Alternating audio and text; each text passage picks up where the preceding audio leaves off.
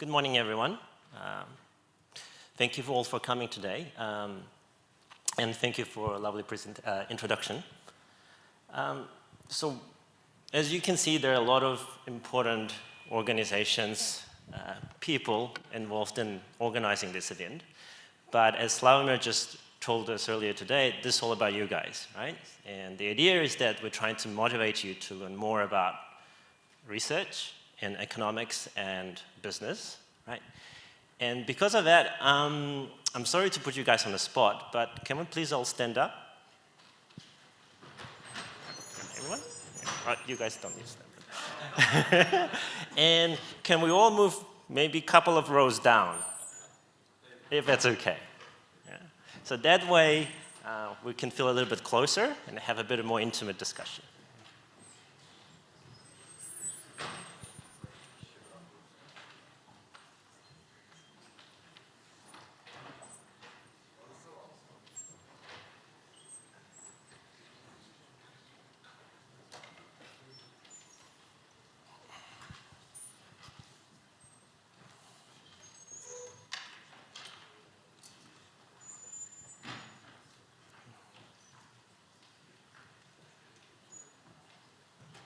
Good, much better. Right.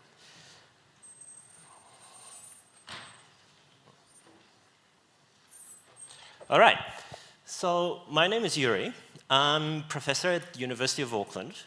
I'm also a marketer and consumer behaviorist. And what I'm going to do in my presentation today, I will try to introduce you guys a little bit about what marketing is about, and hopefully break some of the misconceptions that you might have about marketing. And has anyone heard the word marketing before? Hands up? Yeah? Good. In your own words, how would you describe what marketing is? Doing business. Yeah? Sure. Anything else? How do we do business? We sell and buy products. Sell and buying products. Very good. You're right. So in general, marketing is a set of activities, right, that are designed with the purpose of selling things to consumers, right? So the good marketing should be the kind of marketing that's persuasive and effective, because it's supposed to make the brand look more attractive and persuade people to buy it, right? And that's what good marketing should be about. But I also think that in my own research, and the research some other people do, we think that marketing can be great. And great marketing, beyond just being effective or persuasive, it should also have benefits for other parties, right? So not only should marketing be effective and persuasive in terms of improving consumer attitudes towards brands, but it should have benefits for consumers, for instance, by increasing their well-being, by making people feel happy about themselves. Or it can have societal benefits, right? So for instance, by making consumers wanting to be more pro-social, or to connect with others, or in the context of global village that you have been exposed to, perhaps increasing understanding between different cultures. And I think that great marketing can actually do all these different things, right? And ultimately, right, this all comes down to mutual benefits. That the great marketing should be the kind of marketing that benefits all parties involved. Not only companies and not only consumers, but everyone. And in my field, this is sometimes known as marketing for the better world. The idea that we can have techniques in marketing that can allow us to achieve mutual benefits, and ultimately makes us happier. Right. So today, I'm going to do two things, or at least I'll try to do two things. One, I'm going to show you, or convince you perhaps, or try to convince you that marketing can be socially beneficial and have all these different benefits, not only for companies, but for everyone. And the other thing is, perhaps I can try to make you think about marketing in ways you haven't really thought before, right? And show you some trivial things, but that actually, if you think about it, have very deep meaning, right? And one particular technique that I want to focus on in marketing is known as art infusion effect. And as the name suggests, it's relatively simple. It's the idea of integrating artworks in marketing communications. And that can take a lot of different forms. So for instance, it could be as simple as integrating visual arts into advertising, right? We have ads that feature artworks. Or it could be making our products perceived as a form of art, right? Engraving famous paintings onto umbrella, right? And it could be even more subtle, like when we go to retail spaces and we have some products that are displayed as museological artifacts, right? So all these things are known as art infusion marketing. Right? And what I would argue in this presentation is that art infusion marketing has a lot of different effects on consumer behavior. And just to start off why I think it's the case, we can talk a little bit about art and the role of art in people's life in general. So art is as old as humanity, right? All cultures have art. In fact, some philosophers would argue what makes people different from animals is that we can create art and appreciate art, right? And art permeates every single sphere of human social life. It is closely tied to religion, right? Whereby we know that appreciation of art evokes moral emotions, right? Makes us self-transcendent and appreciative of righteousness and fairness and forgiveness. It also tied to politics, where we use art to express what we believe just societies should be about, right? And create collectives around these different movements. It also plays a role in philosophy, where some people argue that by understanding art, you can understand meaning in life, right? And to pursue greater purpose. And it's also related to science, where very often the science take artistic forms, and art is often serves as aspiration for scientific achievements, right? Inspire scientists to do better work. In some, I think, as one of my colleagues once said, people experience art in a lot of different ways. In fact, there are so many different ways in which art influences us that we themselves are not aware of, right? And for that reason, when art is infused in marketing, right? When we create marketing based on art relationships between people and the world, we don't actually have just one art infusion effect. There are a lot of different ways in which art infusion can influence consumers. So today, what I'm going to do is I'm going to just show you some glimpses of several different ways in which art infusion can have effect on consumers, right? And then maybe we can talk about if there's some other ways that art infusion could work. So I'll start with something that's more to do with why companies are interested in this, right? So one of the effects of art infusion is that it makes us perceive the art-infused product as more luxurious. So in one of the original studies on this effect, what researchers have done is that they had two products, right? Left and right. It's a soap dispenser. And some people were given this product, right, which is art-infused, and the other people were given this product, which is not art-infused, right? So they have the same content, right? It's some sort of a river with buildings in it, but one is perceived artistic and the other one is not. And people who were given this soap dispenser consistently perceived it to be more luxurious. They thought that it's more prestigious, that it's more sophisticated, and costs more. Right? Now, interestingly, this effect does not happen because of the content of art. And what I mean by that is that in another experiment, we did something like this. We had 3 different soap dispensers. We had artwork, right? We have another artwork that portrays negative scenes, and we have no art condition. Right? And still, regardless of whether it was this artwork or this artwork, people perceived it more luxurious than the other one. The reason why it happens is because art influences people not through its content, but through category. Right? In general, when we think about art, we think about high culture and luxuriousness, and these associations can spill over onto the products associated with art, making us perceive the products as more luxurious themselves. On the other hand, sometimes art infusion may not work, and this is relevant to globalizations. In a study that I've conducted with my colleagues, we found, for instance, that art infusion works if people think the brand is genuine. But our inferences about whether something is genuine or authentic, they often depend on heuristic cues, right? So it's not really about what we see, but how we put things together. So in this example, what you've got is you've got a Korean product, right, which is using art infusion. And they have a choice. They can either use a Korean artwork to communicate or to promote a product, or they can use European artwork. Right? Some managers would say you should use European artworks because Europe is associated with luxury, so you have more luxurious stereotypes, right? But what we found consistently is that for Korean products, Korean artwork actually worked much better because it made it look brand more authentic, more real.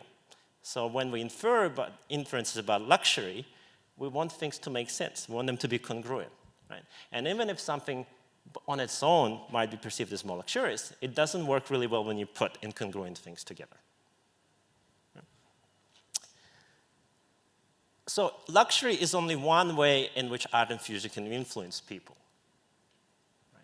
The other, one of my favorite ones, is that when we look at art-infused products, it elicits certain emotions. And a very specific emotion that's associated with experience of art is awe. Right? Awe is complicated emotion. We call it transcendent emotion because it rearranges the way we think about things, right? It's when we, in the presence of something that's very vast and that requires reorganization of the way we think about things.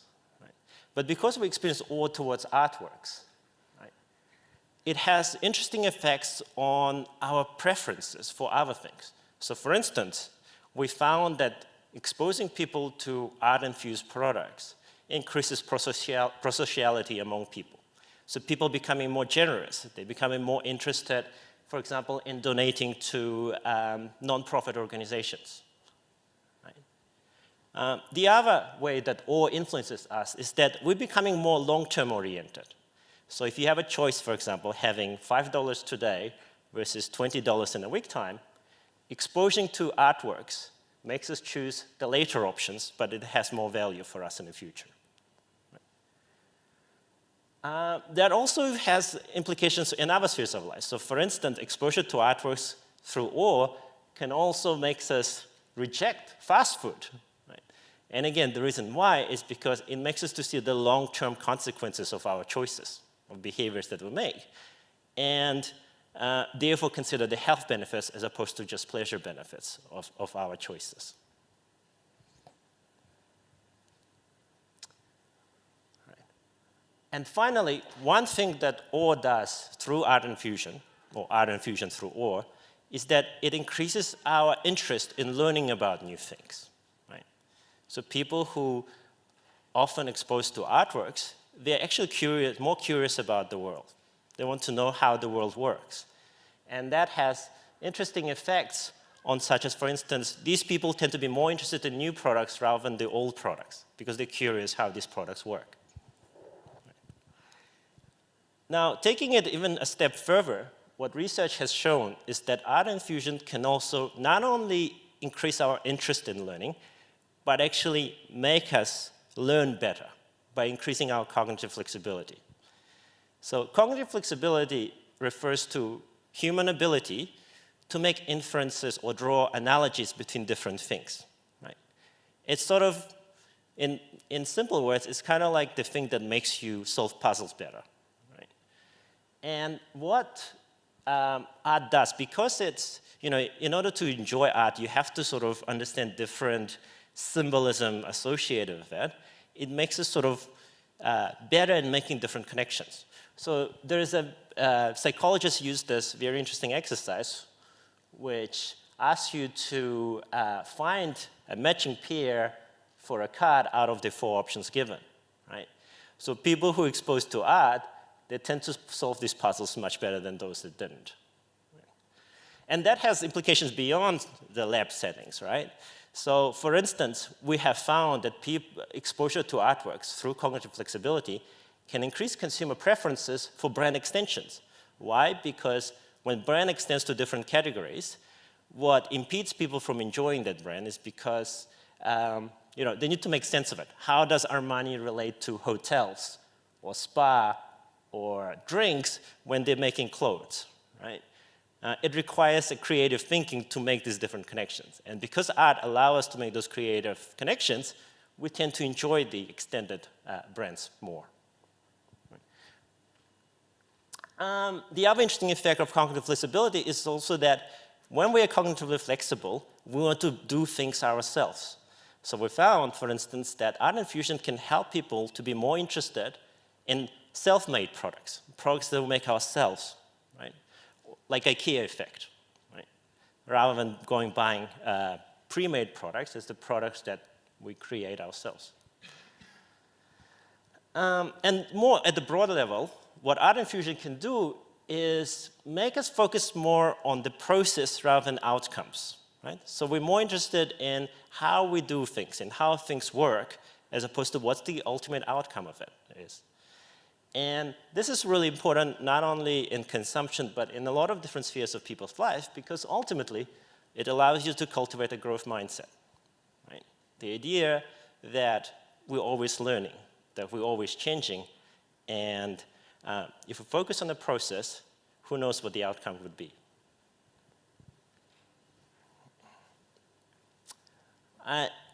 Last but not least, one of the most profound effects of art infusion, I think, is that it can increase meaning in life, right?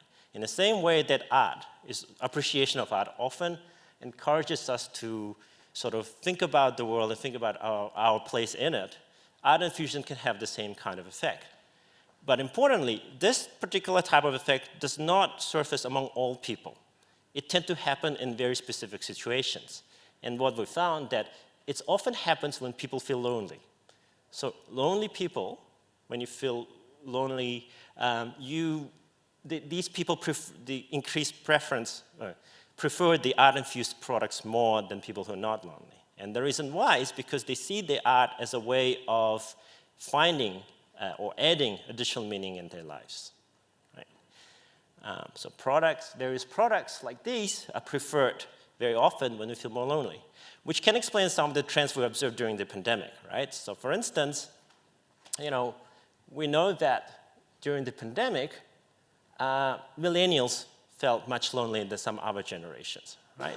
But the other interesting statistics related to it, that also the proportion of art-infused products purchased by millennials were also much greater than for other product categories, for other age categories. Right. So I guess, of course, as I said, in the same way that art can be interpreted or experienced by people in a lot of different ways, these few examples that I gave you about art infusion is not everything, right? There could be a lot of different ways in which people experience art. And if you are to study marketing, if you are interested in consumer behavior, you might be able to find some other effects. Right? So just to wrap it up, I guess this was just a short demonstration of how marketing can work. That effective marketing is the one that helps companies to achieve their objective. Right? But today, we can do more than that, because marketers have responsibility to consumers and society at large to make a place a better world. Why? Because consumption became a very fundamental frame of reference through which we understand the world and ourselves. Right? And finding the ways in which consumers can become better is one of the responsibilities of marketing. So thank you very much. That's all I have for today, and I'm happy to answer any questions you have.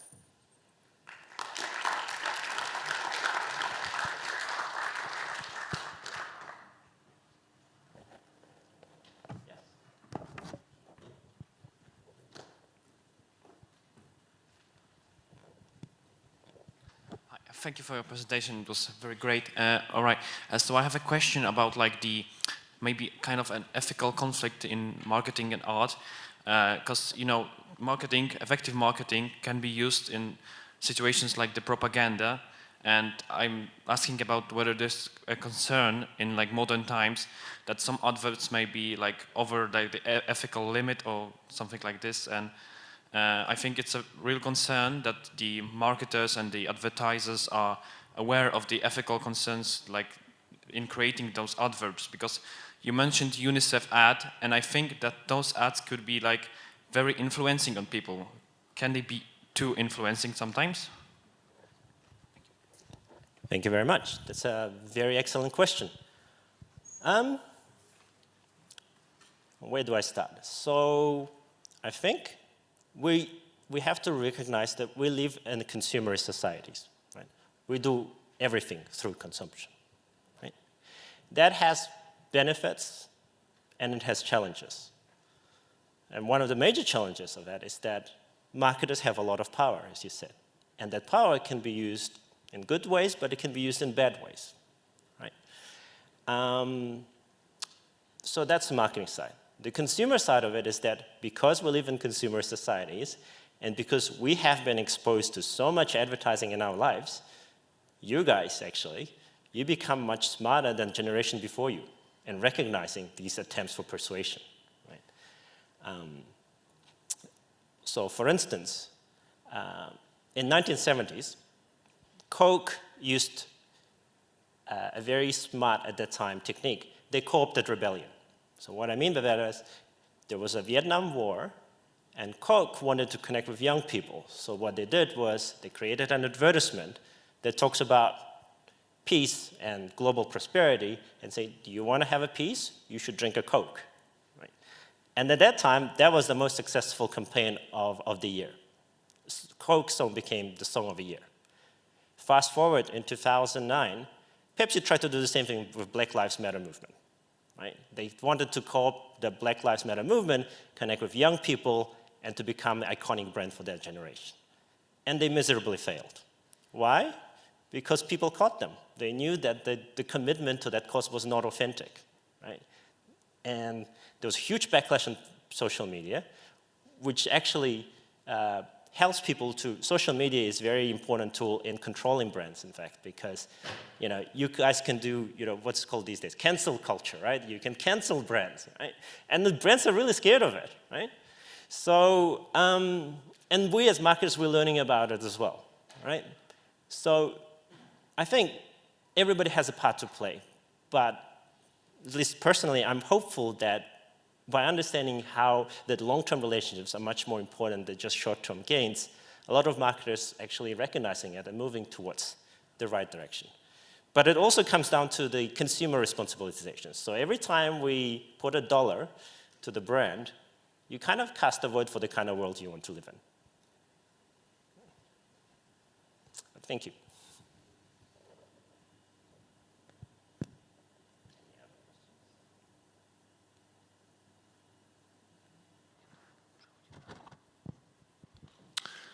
So thank you very much. Do you have any more questions to our guest? If not, we'll go on with next presentations. Thank you very much, Professor. Thank you very much.